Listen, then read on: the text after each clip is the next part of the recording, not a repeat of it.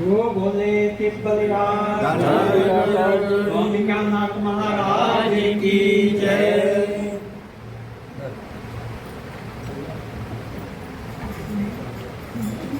नाथ जी महाराज की जय। तेरे चरणा दे विच रह के तेरी मेरी तोड़ निभ जाए। तेरे चरणा दे विच रह के तेरी मेरी तोड़ निभ जाए।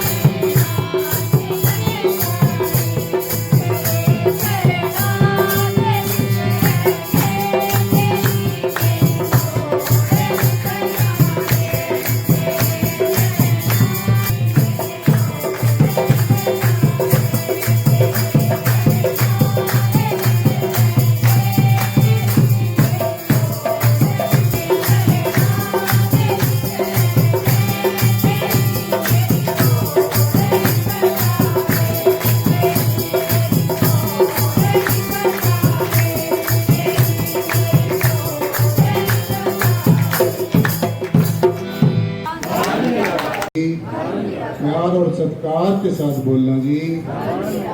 शासक जी प्यार से बोलना जी।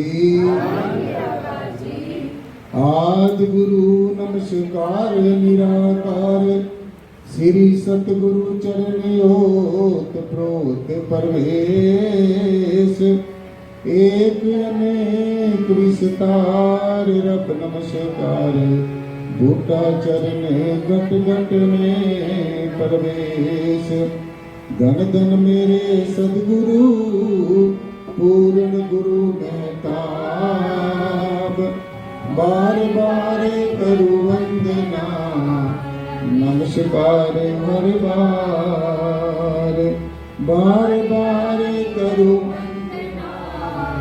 नमस्कार हर आप नयाते जगत में जल भरता संसार जग तारने को आगे गुरु पूर्ण गुरु जग तारने पूर्ण गुरु सतगुरु लक्ष्मण साहेब के धरू चरण में शीश कृपा करना सतगुरु जी दे करके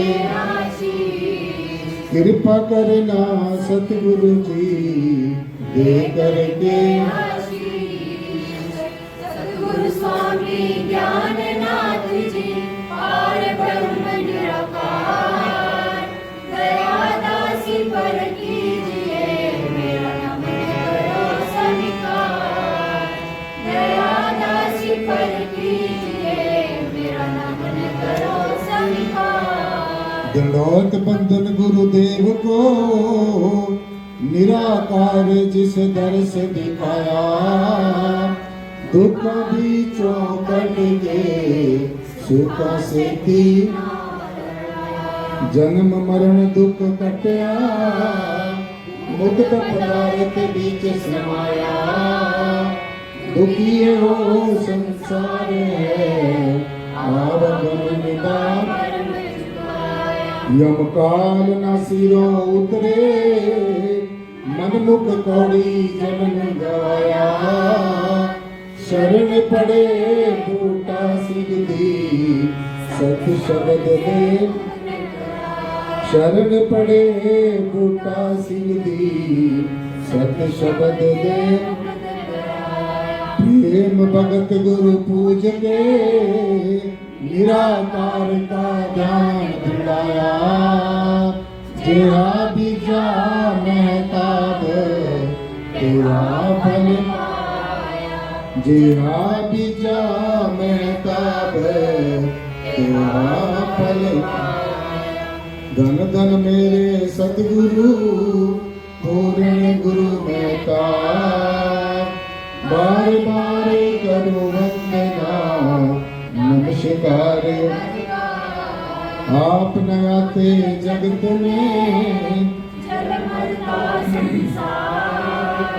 जग तारने को आगे पूर्ण गुरु में जग तारने को आगे पूर्ण गुरु शासक जी प्यार से बोलना जी और प्यार से बोलना जी प्यार और सत्कार के साथ बोलना जी शासक जी बड़े प्यार से बोलना जी। आज का जो विषय है सबने ध्यान से सुनना है जो हमारे जीवन का सबसे पहला उद्देश्य है और मनुष्य जीवन का सबसे अंतिम उद्देश्य। हम संसार में क्यों आए हैं किस प्रयोजन के लिए आए हैं यहाँ पर हमारा अल्टीमेटम यानी कि जो कुल मिलाकर सबसे पहला और सबसे अंतिम जो उद्देश्य है वो क्या है आज इसी बात पर चर्चा करेंगे। सारे संतों महापुरुषों ने बड़ी तवज्जो के साथ एकाग्रता और समग्रता के बाद आज ज्ञान चर्चा को शुरू करना है जी। शासक जी प्यार से बोलना जी। देखो ये जो परमात्मा है या नहीं है पहले तो यही समझना है। परमात्मा है भी है या नहीं भी है परमात्मा नाम की कोई हस्ती है या नहीं है? आपको लगता है? लगता है आपको? आपको लगता है भी है, लेकिन ये क्या कर सकती है, ये कभी आपने देखा है? ये जो शक्ति आपको लगती है, ये जो कण कण के अंदर रसा हुआ और बसा हुआ परम तत्व है, ये जो जय श्री प्रीतम निर्गुणाकार सर्वाधार विश्वाधार परम तत्व है। देखो, आजकल इस बात के ऊपर बहुत चर्चा चल रही है। निराकारी जागृति मिशन में ऐसे बताया जाता है कि पल भर में परमात्मा के खुली आंखों से दर्शन हो जाते हैं।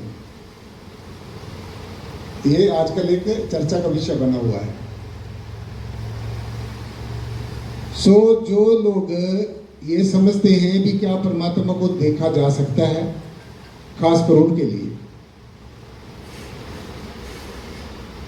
जो चीज तुमने कभी जीवन में देखी नहीं है,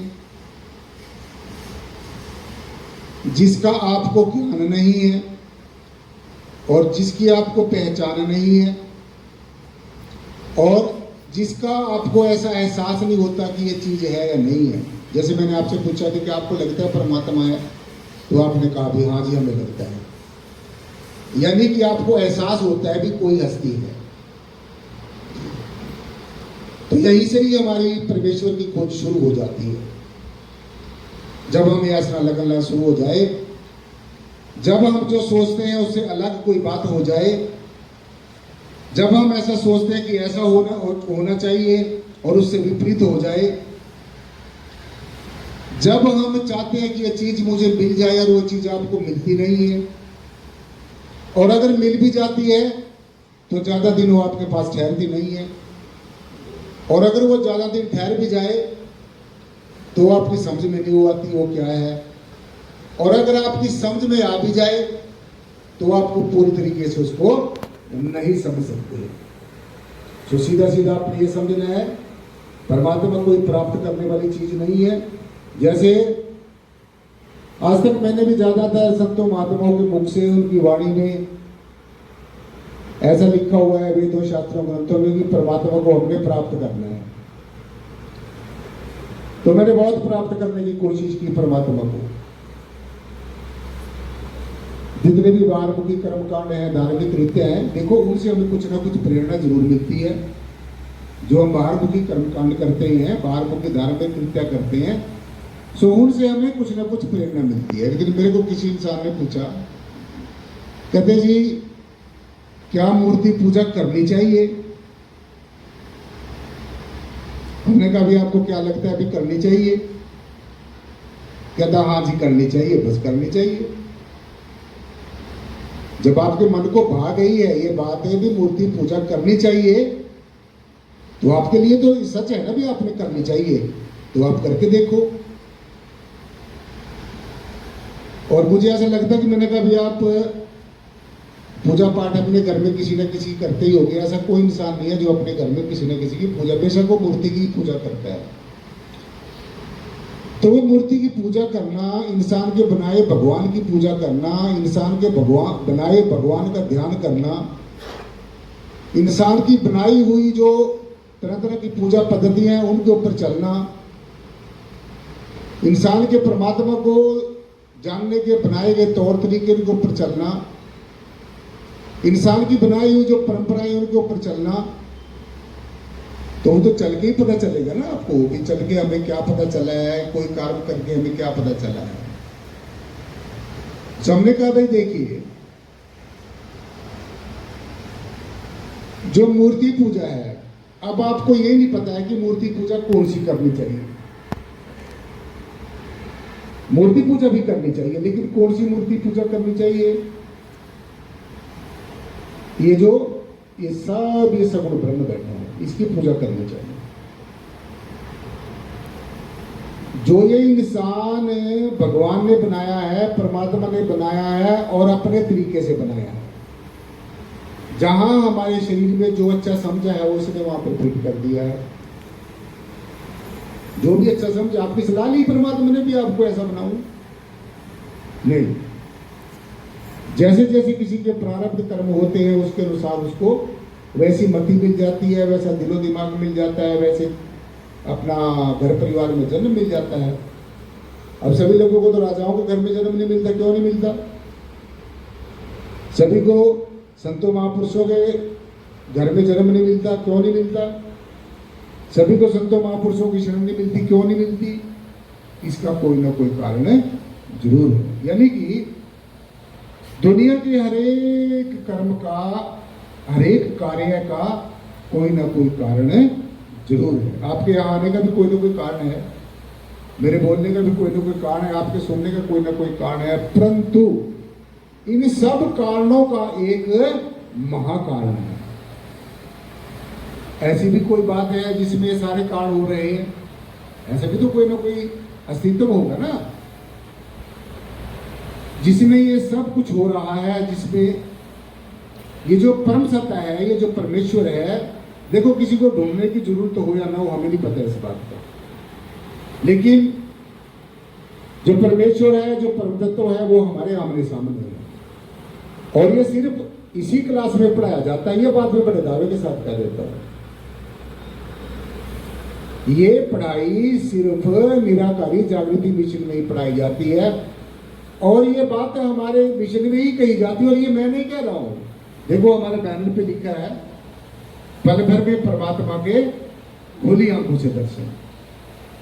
ये मेरी अपनी बनाई हुई चीज नहीं है। आप सोचते हो कि स्वामी ज्ञाननाथ ने अपना बनाई हुई कोई अपनी बात लिख दी है। जहां से ये निर्गुण निराकार सर्वाधार विश्वाधार परम तत्व को जानने की, पहचान के, निर्गुण भक्ति की जो ये धारा निकली है, और ये कोई ऐसा भी नहीं है कि हमारे मिशन ने इसको बनाया है, हमारे मिशन में ये ज्ञान दिया जाता है, ये पहले नहीं होता था। लेकिन इस समय में, इस युग में ये ज्ञान तो सिर्फ निराकारी जागृति मिशन में ही है। और सभी संतों महापुरुषों का कोई हमें कोई रास्ता बताता है, कोई हमें कोई रास्ता बताता है, कोई हमें कोई विधि बताता है, कोई विधान बताता है। सब संतों का हमने सत्कार करना है, परंतु अध्यात्म के अंदर एक ऐसी युक्ति भी है जिसको हम एक पल भर में परमात्मा को देख सकते हैं। आपने देखा सभी ने? हाथ खड़ा करो जिसने जिसने परमात्मा को देखा है।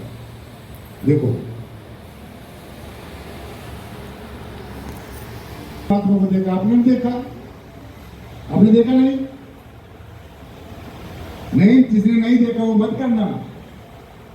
जिसने ये ज्ञान प्राप्त कर लिया तो उसने तो परमात्मा को जरूर देखा है।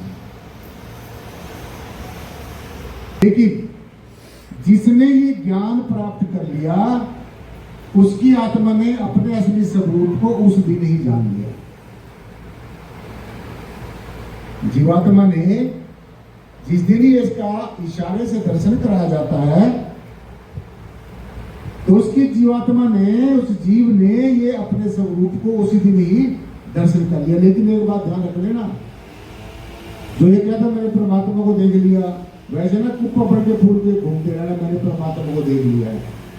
बहुत लोग पकड़े हो रहे हैं इस बात में भी, बस मैंने परमात्मा को देख लिया, कुछ करने की जरूरत नहीं है। अभी तो भाई आपने इसको बाहर बाहर देखा है, बाहर बाहर आपको पहचान कराई है। अब इसका सहारा लेकर अंतर्मुखी भी होना है, अंदर चलना है। आपको कैसे पता चलेगा कि परमात्मा बाहर भी अंदर भी है? जो इंसान ये कहता है कि भगवान हमारे अंदर, उसने अंदर देखा होगा तभी कहता है ना। पर मेरे मन में एक सवाल उठता है, अगर परमात्मा हमारे अंदर है तो फिर ये बाहर कौन है? ये हवा कौन चला रहा है? ये समय पर सूर्य निकलता है, ये कौन कर रहा है? ये हवा चलती है, कौन चला रहा है? ये चंद्रमा, ये जो शीतल है इसके अंदर कैसे हमारे संत महात्मा कहते हैं, तो फिर ये बाहर कौन काम करेगा? सच तो ये है कि ये जो परम सत्ता है, ये जो परम मौन है, परम मौन, परमात्मा क्या है? परम मौन है। फिर इसके अंदर ये जो मौन स्वरूप है, जो चैतन्य स्वरूप परमात्मा है, जो ये पूर्व से लेकर पश्चिम तक जो व्यापक सत्ता है, जो पाताल से लेकर आकाश तक जो व्यापक है, विद्यमान है। और मेरे कहे को आए को भी न कहते फिरना लोगों के पास। जैसे मैंने कह दिया भाई ये भगवान सब जगह है। देखो मैंने अपने सदगुरु भगवान की कृपा से इसको देखा है, वास्तव में सब जगह है। अगर आपने नहीं देखा तो मेरी कई बातों पर विश्वास ना करना ऐसे, पहले देखो, जानो, पहचानो। बिना देखे, बिना जाने, बिना पहचाने, बिना नरक और परख किए हुए कसौटी पे कस कर देखो भी क्या जिसको हम परमात्मा समझ रहे हैं ये परमात्मा है भी या नहीं है, इसको पूरा कसौटी पे करके देखना है। तो कसौटी में पूरा कैसे उतरेगा? संतों ने फिर इसकी पहचान बताई, ये परमात्मा और आत्मा ये क्या है? परम प्रसिद्ध परम पूजनीय संत शिरोमणि श्री गुरु रविदास जी महाराज ने एक बात कही परमात्मा के बारे में, वो ध्यान से सुनना है। और ये भी नहीं सोचते रहना कि बस अब जो गुरु रविदास जी महाराज ने हमें कह दिया है, जो वाणी में लिख दिया उसी को हम सारी जिंदगी गाते ही रहे, लोगों को सुनाते रहे और हम सोचते रहे भी हम तो भक्त बन गए, हम तो मुक्त हो गए। ऐसा भी नहीं है। इस भुलेखे में मत रहना। गुरु जी की वाणी को पढ़ना, संतों की वाणी को पढ़ना बहुत अच्छी बात है। उसको चलो कीर्तन में बोल देना, गाना, वो भी कोई बुरी बात नहीं है, उससे भी हमें संतुष्टि मिलती है। परंतु यहीं तक सीमित मत रह जाना। इस वाणी को आपने पढ़ लिया, वाणी में यह बताया गया है कि धुर की वाणी आई जिनने सकली चिंत मिटाई। कोई हमारे अंदर ऐसी वाणी है और आप इसी वाणी को ही समझ रहे हो। भाई ये वाणी तो आपको बता रही है, जैसे मैं आपको बता रहा हूं। और अगर मेरे पीछे भागते रहे सारी जिंदगी, आप आगे पीछे घूमते रहे मेरे ऐसे ही, और अब कुछ नहीं, तो हमने तो बहुत कुछ कर लिया है। तो जो मैं आपको कह रहा हूं उसको करना भी है, जो संतों ने कहा उसको करना भी है, प्रैक्टिकल भी करना है। थ्योरी में तो आपको पढ़ा दिया गया है, हम आपको बता देते हैं कि देखो भाई ऐसे करना है। अब वो आपने करना है या नहीं करना वो तो आपका काम है। तो वाणी में ये बताया कि दूर की वाणी आई जिन्हें सकली चिंत मिटाई, दूर की वाणी आई जिन्हें सकली चिंत मिटाई, दूर की वाणी आई जिन्हें सकली चिंत मिटाई। अब सारी जिंदगी इसको गाते रहे, तर्जों पे गाते रहे, इसके पाठ करते रहे इस बात के।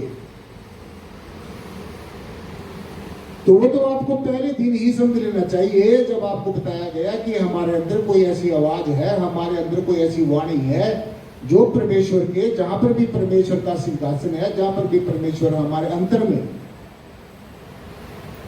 जो मैं बोल रहा हूं, मेरी आवाज का कोई ना कोई सोर्स है। मैं आपके आगे ऐसे हाथ कर लूं तो आपको मेरी आवाज सुन रही है लेकिन मैं नहीं दिख रहा हूं, और मैंने हाथ ऐसे कर लिया तो आपको बोलने वाला भी दिख रहा है। अभी ये आवाज कहां से आ रही है?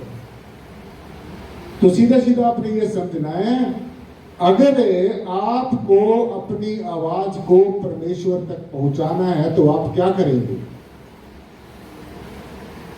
जब आप ध्यान में बैठेंगे, ध्यान में बैठकर जब आप इस शब्द धुन को सुनोगे, ये जो अलौकिक आवाज हमारे अंदर हो रही है, इसके बिना कुछ नहीं है। जब तक आपको ये सुनाई नहीं देती तब तक आपका भक्ति मार्ग में आपने ये समझो अभी कुछ प्राप्त नहीं किया है।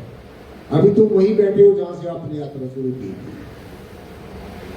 इसलिए प्रयास करना है, इस शब्द धुन को सुनने का प्रयास करना है। और जब तक ये शब्द धुन नहीं सुनती आपको, तब तक क्या करना है? तो नाम दिया गया है, ज्ञान दिया गया है, इसका सुमरण करते रहना है।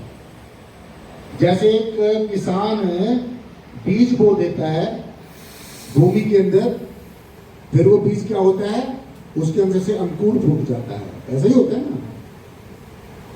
तो जब अंकुर फूट जाता है, वो जो बीज है अपना बीज वाला पूरे का पूरा अस्तित्व समाप्त कर देता है, वो बीज खत्म हो जाता है। उसके अंदर से जो वास्तविकता है, वो जो अंकुर है वो बाहर निकल आता है। तो ऐसे ही ये जो नाम आपको दिया गया है, इसके अंदर से अंकुर फूटता है, ये जो शब्द धुन है, जो अलौकिक आवाज है। तो जब आप इस शब्द धुन को सुनते हैं तो ये समझो आप परमात्मा की आवाज को सुन रहे हैं। और जब तक ये आवाज नहीं सुनती, जब तक ये अलौकिक शब्द धुन, ये दिव्य संगीत, ये नेचुरल म्यूजिक, जैसे आप बाहर ये म्यूजिक बजाते हैं, ये सब हमारे अंदर बज रहा है, ये अंदर से ही बाहर इसकी क्या नाम है खोज की है। जितने भी साज आवाज है ये सब आपके अंदर बज रहे हैं। तो जब तक